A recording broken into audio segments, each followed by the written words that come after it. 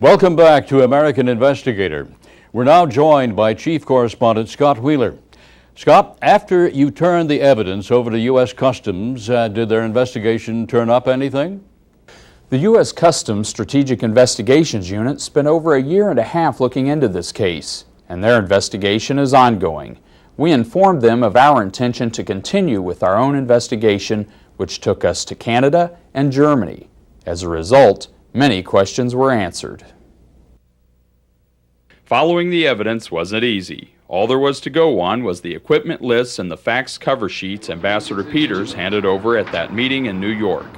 One cover sheet was from the German company Omnitech, which mentions a Mr. Yagubi. Another cover sheet is from a Canadian company called Telbeck, which contains the reference to Idris. Following this clue, we headed to Montreal to pick up the trail of the Canadian firm Telbeck. The address and P.O. box number listed in Dorval, a Montreal suburb, led us to this stationery store that doubled as a private postal center where people or companies can rent mailboxes. Since customers are identified only by box numbers, they can receive mail anonymously. American Investigator, again using hidden cameras, visited the Ecstasy stationery store. Also, I wanted to inquire about a mailbox too. Would have anonymity? Yes. Nobody can get anything, no kind of information out of. We asked a store employee about Mustafa Abuon, the man who signed the Telbeck fax. Does Mustafa still work here? Who? Mustafa? I don't know that name. In the document, Mustafa requests contact with an unknown person to execute certain business related to Idris. Looking for answers, we went to Josef Badansky. He is the director of the House of Representatives Task Force on Terrorism and Unconventional Warfare. Badansky's investigation suggests that Libyan operatives may have been involved. You had mentioned in your report that Libya was going through Germany and other countries to obtain Western technology. How would an operation like that work? The Libyans have established a web of companies, pseudo companies, front companies, real companies, both in Western Europe as well as throughout the Third World, primarily Africa, to do trade with the West. Eventually everything converges primarily into Western Europe, but to a lesser extent the United States and Canada. By the time American Investigator had traveled to Canada, Mr. Badansky had already drafted a report based on American, German, and Israeli intelligence. The report stated that Libya was involved in an elaborate scheme with Sudan and Iraq to subvert military technology controls and illegally import military equipment and technology to Libya.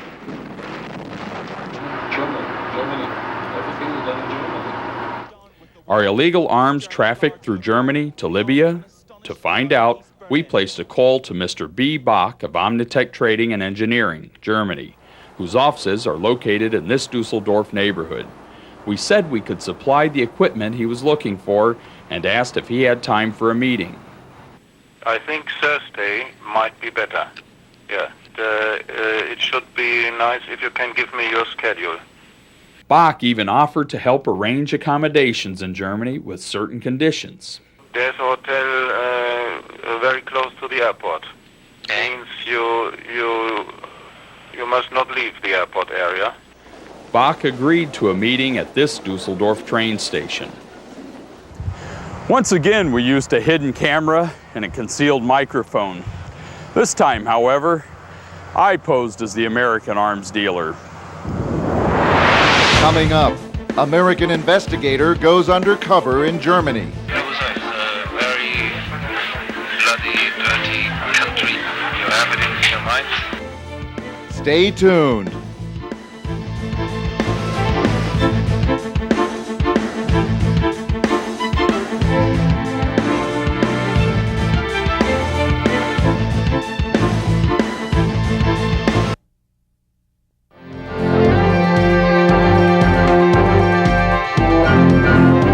Mr. Bernard Bach of Omnitech Trading and Engineering in Dusseldorf, Germany.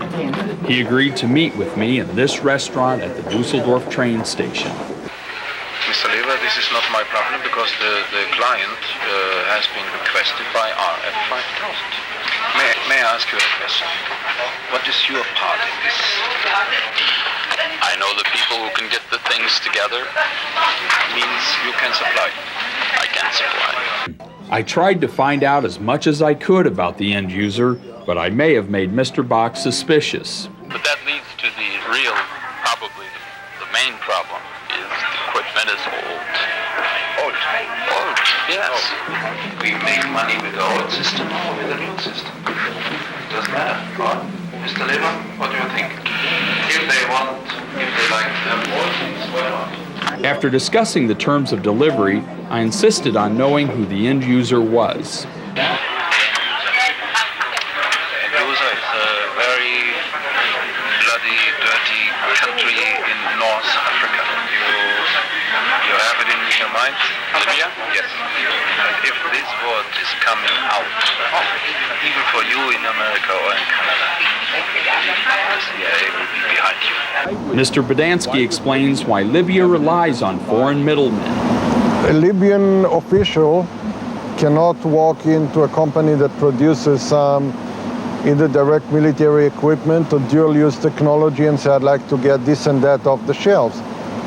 They have to create shell companies and make indirect contacts with buyers and fixers and mediators. The Libyans trust me, and my big advantage is to be a German. Mr. Badansky says that Libya has to pay extremely high prices due to the high cost of doing black market business. Mr. Bach agrees. The Libyans, they have to pay unbelievably much money. Maybe the market price for one of these engines is, let's say, $3 million. They have to pay 20. It's a lot of money. So would you say that paying the overhead refers to the cost of doing business on the black market or smuggling? It's not just smuggling. It's a very sophisticated. Smuggling is a technical term, defining what they need. Then they're creating the conducive conditions for the sale. Then they have to smuggle the good to third, fourth, fifth parties, usually, as I say, around the world, until they end up eventually in Libya. The second request for the destination for you will be Dubai. This is in the United Arab Emirates. Again, all of that costs a lot of money. But if they're willing to pay the price, they're going to get everything. When they can show their biggest enemy, which they call America, they pay whatever you want. Even if the stationery store employee didn't know who Mustafa was, Mr. Bach does. Are you familiar with Mustafa? Yeah, there's also one Mustafa. He's a Libyan living in Canada. Was he doing business in Montreal? Telbeck. You are very well informed, my friend. Armed with new information about Mustafa and Telbeck, I went back to the stationery store in Montreal. This time, however, I spoke with the owner, a Mr. Fayed. I told him that I could supply the equipment that Telbeck had been searching for. This is Mr. Fayed, caught by our hidden cameras. The buyers are in North Africa. Yes. Which country in North Africa? Libya. I have no relation with anybody in Libya except one customer. It is not clear whether the stationery store had any knowledge or involvement with Mustafa or Telbeck other than renting them a mailbox. But the anonymity the storefront provided made it impossible to find out where Mustafa or Telbeck are really operating. But Mr. Bach eventually led me back to his office at Omnitech, and many of the details and players in this operation were made clear. All these informations I have received from this Libyan. You don't know him? Yagoubi?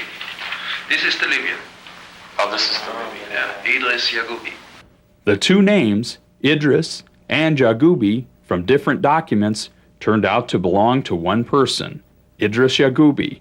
Mr. Yagoubi appears to be a significant player in the munitions pipeline. American Investigator attempted to contact Mr. Yagoubi, but like Mustafa, we could find no trace of him. Mr. Badansky is not surprised.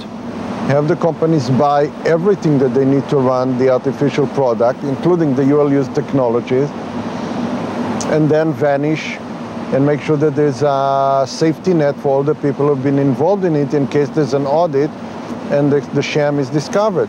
Mr. Liver, let me say it again. This is a danger business for all of us. It's danger for you in America, and it is danger for me here in Germany. The CIA really is existing in Germany very well.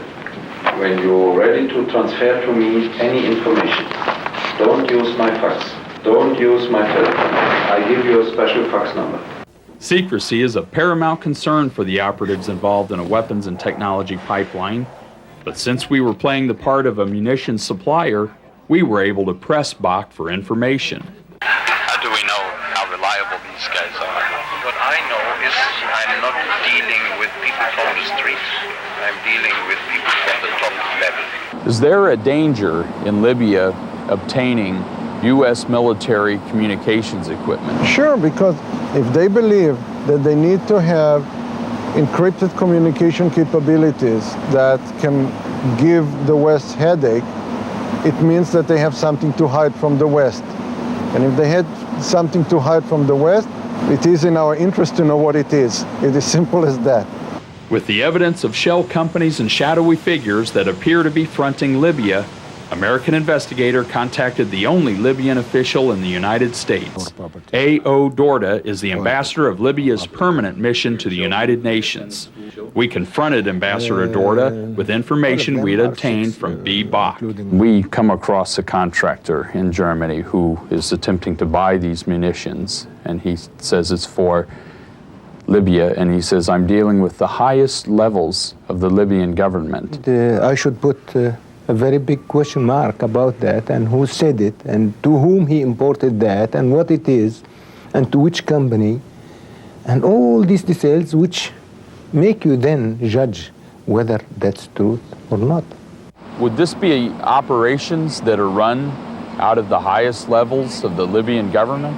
Oh, everything in Libya is a family affair. Gaddafi does not trust anybody except blood or people who've been with him for 20, 30 years. And it's a small clique that protects each other and takes care of each other's needs. They're checking you if you don't like to cheat them or what. I have 21 years experience. Although we uncovered little information about Mr. Bach, his conversations with us revealed that he is fully aware that he is dealing with the illegal United States munitions. Mr. Lever, in case you will execute this business, you know that you're working against the American law, because this is strictly forbidden. Normally you need for each piece an agreement from the American government. The agreement Bach refers to is an export waiver required for any transfer of a munitions list item. Libya, still considered a rogue nation by the U.S. State Department, would never be able to obtain such a waiver. When I have to submit very dangerous or very important files, so I travel to Tunisia, which is on the west side, west border of Libya, or to Egypt, which is on the east border, and from Cairo by car, or from Tunisia by car. And on the Libyan border, someone is waiting for me. I hand over the file, he gives me some other documents, makes things costly. Mr. Badansky explains that the Libyans' time and financial investment has paid off, not just in acquiring weapons to fight a conventional war, but for something even more ominous. What exactly is a weapon of mass destruction?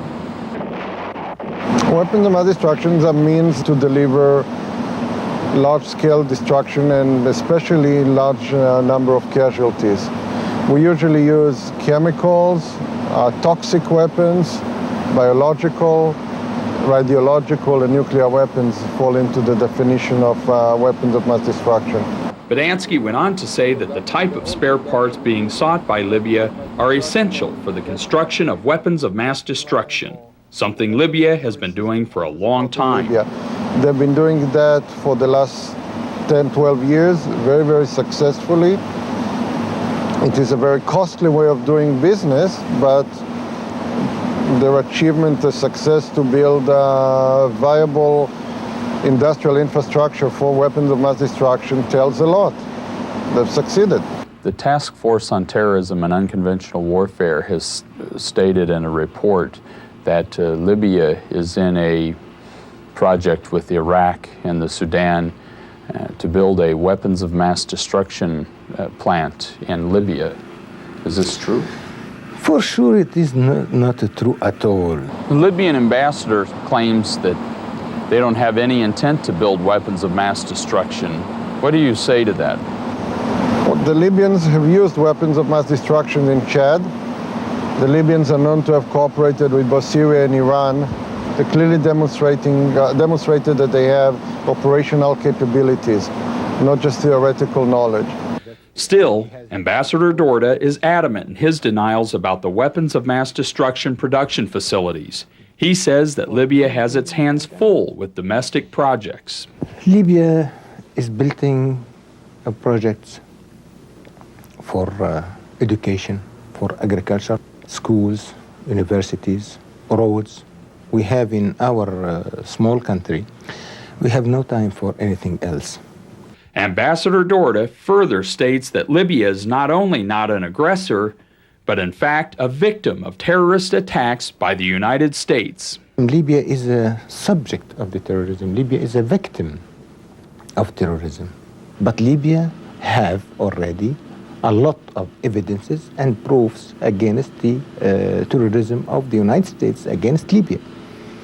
I myself, this one here, because of that bomb, which bomb destroyed completely my house in 1986. In 1986, the U.S. government concluded that Libyan terrorists were responsible for a bomb that went off in a Berlin discotheque, killing American servicemen stationed in the region. The U.S. retaliated with the 1986 bombing of Libya. It was American plane. It was American bomb. So I am not only ambassador to Libya or to the United Nations, but also a proof of the American terrorism against my country. We asked Mr. Bradansky about the U.S. airstrike against Libya. Is the reason for this development of weapons of mass destruction, does it have anything to do with the bombing in 1986 of Libya by the United States? Gaddafi said essentially that after the U.S. bombing, that Libya had the ability to strike out at a major city in the United States, the U.S. would have never attacked Libya. And the Libyans are convinced that long-range weapons of mass destruction is the sole way to deter Western intervention. Stratfor's George Friedman says developments like these should not be ignored. Bear in mind that things that may not affect you right now could affect you in very startling ways. You may have thought that a Libyan arms transfer didn't matter to you very much in the 1980s, but you could have had family on board the flight that crashed over Lockerbie. Terrorism is not very discriminating.